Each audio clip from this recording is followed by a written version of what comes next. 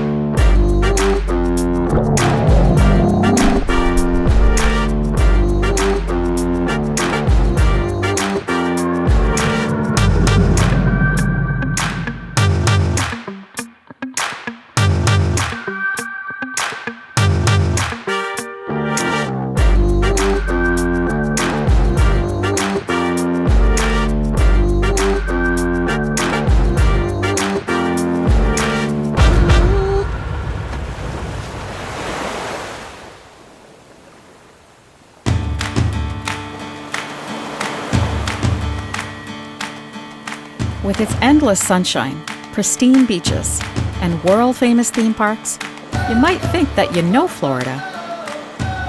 But if you travel off the beaten path and explore the less-known destinations, you quickly discover that it's a place of hidden gems and unforgettable experiences.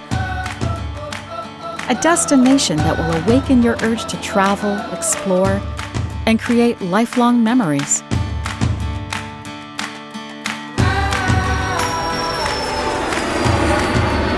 Direct flights to key Florida gateways make the Sunshine State easily accessible to Canadian travelers. On this episode of Wanderlust, Florida, we travel to Orlando to experience 3 must-do adventures on Florida's Space Coast.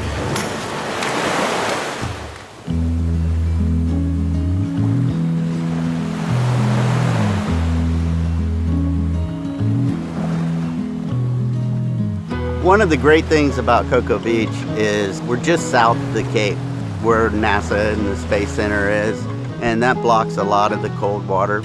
Cocoa Beach, the East Coast surfing capital. I mean, we've had such great surfers going back from all the way back in the day to Jeff Crawford, Dick Cotree, Kelly Slater making 11-time world champion, the greatest surfer of all time. My personal connection to Cocoa Beach is I moved here when I was 10 years old. I started a very strenuous competitive career where I made it up to 8th in the world professionally. So when I retired, teaching surfing matched my credentials perfectly. I love what I do. Like they say, if you find a job that you love to do, you never work another day in your life.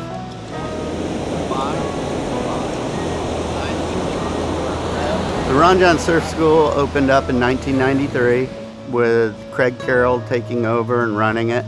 And he just up until 2 years ago, he retired, and my wife Lauren and I were able to take over, and we run the surf school for Ron John Surf Shop now. And just throw your chest straight down onto the surfboard, all right? From this point in time, you're gonna be up on your toes. Your hands are gonna be back. Your forearms are straight up and down, and your eyes are gonna be focused on a tree or something on the beach. If you look down, you fall down.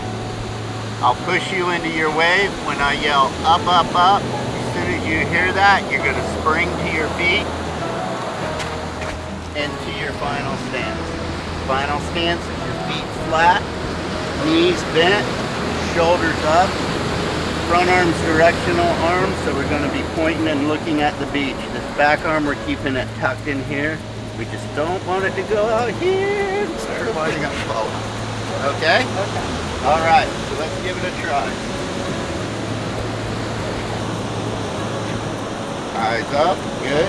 And whenever you're ready, pop up. Nice, very good. The key to being good at surfing is to have fun. I teach a lot of kids that go on to be competitive surfers and everything, and it's their own personal drive as to how much they want to put into it. But my main key to all my coaching and teaching is to be able to get out and enjoy the ocean and have fun surfing. That's the main key. The feeling of surfing is kind of like just being free, one with the ocean. It's a different feeling for everybody. Some people, the greatest feeling is riding a 20-foot wave. Some people, the best feeling for them is going out on a 1 to 2 feet day and riding a longboard and having a good time.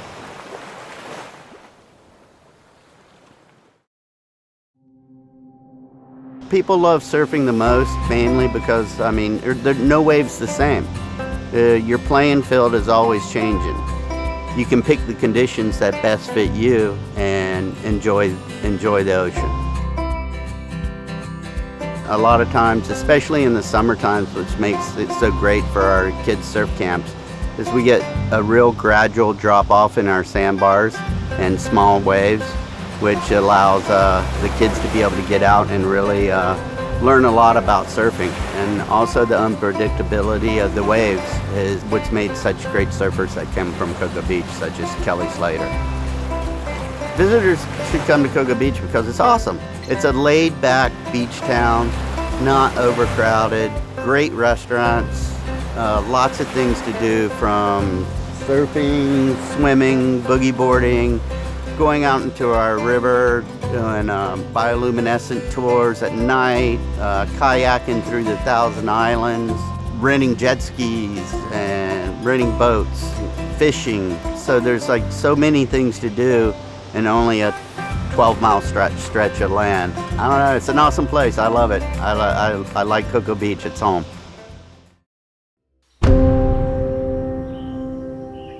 We're on the east coast of Central Florida, about an hour away from Orlando, and this is the Merritt Island Wildlife Refuge.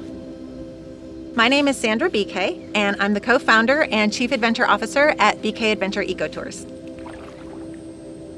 I grew up around here, and we'd love to come over to the East Coast. And then when I started BK Adventure with my husband, we realized that this was like a nature playground. It's the theme park of doing things outdoors in Florida. There's manatees here, there's dolphins here, ospreys, almost all kinds of wildlife. But what we find especially amazing is the bioluminescence out here. This phenomenon happens throughout the year here on the Indian River Lagoon, but there's two types of bioluminescence that you'll see. In the summertime, you're going to see the dinoflagellate plankton that come out and they're just blanket the water with the neon blue. In the winter months, starting in November and then all the way through March, you'll see the bioluminescent comb jellies, which are kind of a gelatinous type creature. It's not quite a jellyfish, but it glows like a little light up ball in the water all over the place. And they don't sting, so there's a nice chance for us to scoop them up in a net and kind of get to see them glowing. And they're really amazing to see.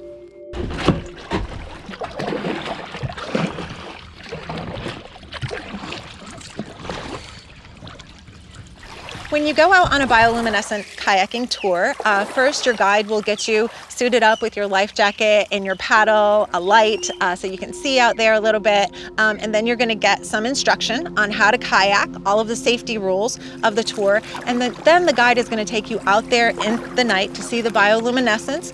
The tours usually last about an hour and a half, so along the tours, depending on what time of year you come, you might see plankton and comb jellies at the same time, and the guides will show you. They know where to find those things and where the highest concentration is. Just go ahead and just squeeze them. You should hear a little click. Just click it one time and then it's just going to be like a solid color. There you go. There you go.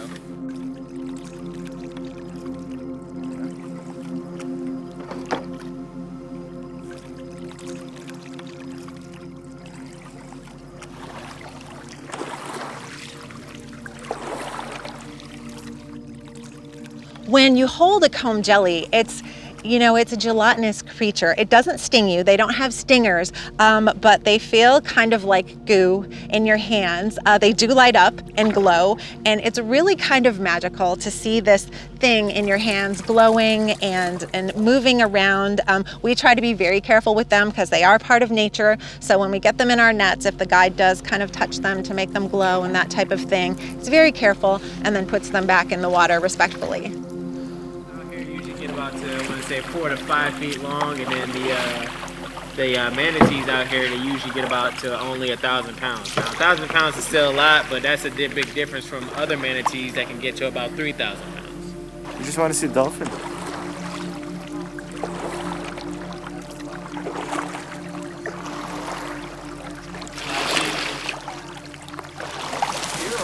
Every time I want to see it, it's gone. There he is. You see him? Where? Did you catch him? Got it. All right.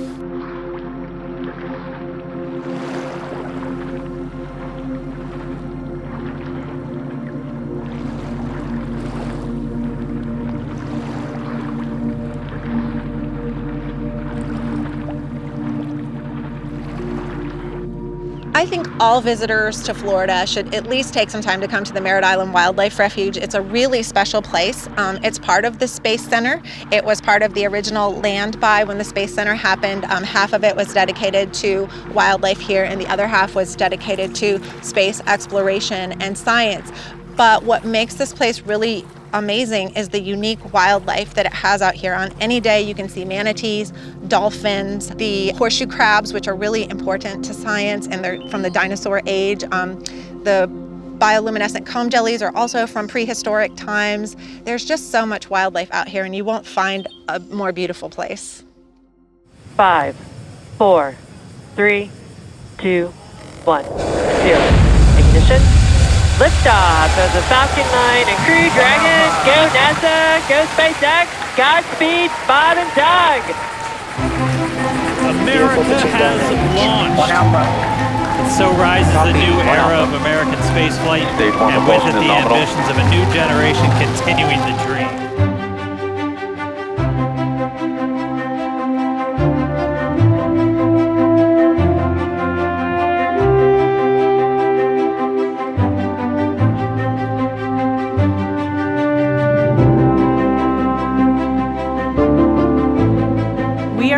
Kennedy Space Center, which is 45 minutes east of Orlando, near Cape Canaveral, Florida. Of course, our proximity to the ocean is what makes this a place to launch humans and rockets. Kennedy Space Center is where all of the human space flights that went to the moon launched from. And right now, we're also launching humans to the International Space Station. Here at Kennedy Space Center Visitor Complex, visitors can see space-flown artifacts like Space Shuttle Atlantis. They can ride simulators that mock up what it's like to launch in the rocket. They can see the Rocket Garden, which are actual rockets from the early space program. And right behind me, you can see the U.S. Astronaut Hall of Fame, where the best of our astronauts are honored.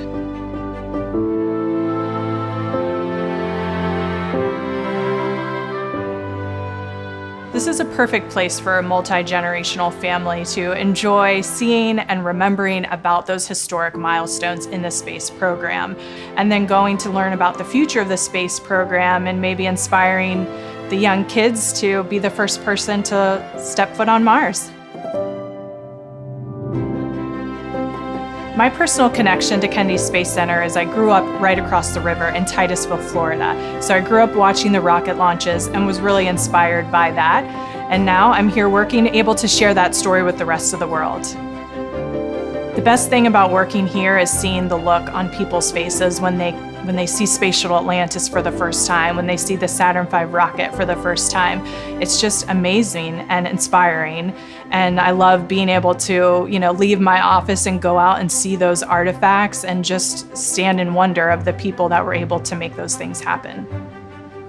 I think it's the inspiration that most people enjoy the most about Kennedy Space Center Visitor Complex. You get a sense of the great accomplishments of the space program, and you get inspired by the future. You see the look on people's faces, especially little kids, when they learn that they could be the first person that steps foot on Mars, and that's really great experience. It really inspires you, and these are real things that happened and are happening right now, and you can see them taking place while you're here. Rockets are launching quite frequently these days from Kennedy Space Center and nearby Cape Canaveral Air Force Station. So about every 2 weeks or at least once a month, we're seeing some sort of rocket launch. And we're also seeing human space flights taking place now. And those will probably, we hope, to be occurring every 6 months. Depending on the launch pad, you can get pretty close to a rocket launch, and it's pretty amazing because you can see it, hear it, feel it. We're about 7 miles away from most of the rocket launches here at the main visitor complex, and we also have some VIP launch viewing areas that are even closer.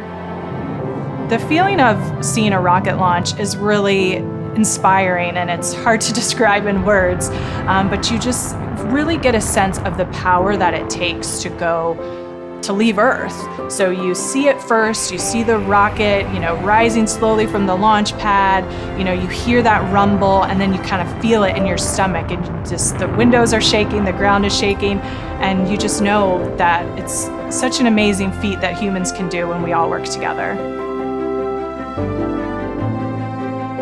Kennedy Space Center Visitor Complex is a must-see attraction when you're in the area because you won't be able to see a rocket launch this close anywhere else. You won't be able to see and do the things to learn about the past, present, and future of our space program anywhere else in the world. You can see it, you can feel it, you can touch it. It's not just a museum where all of our artifacts are behind a piece of glass, but you can really understand what it takes and what space exploration is like.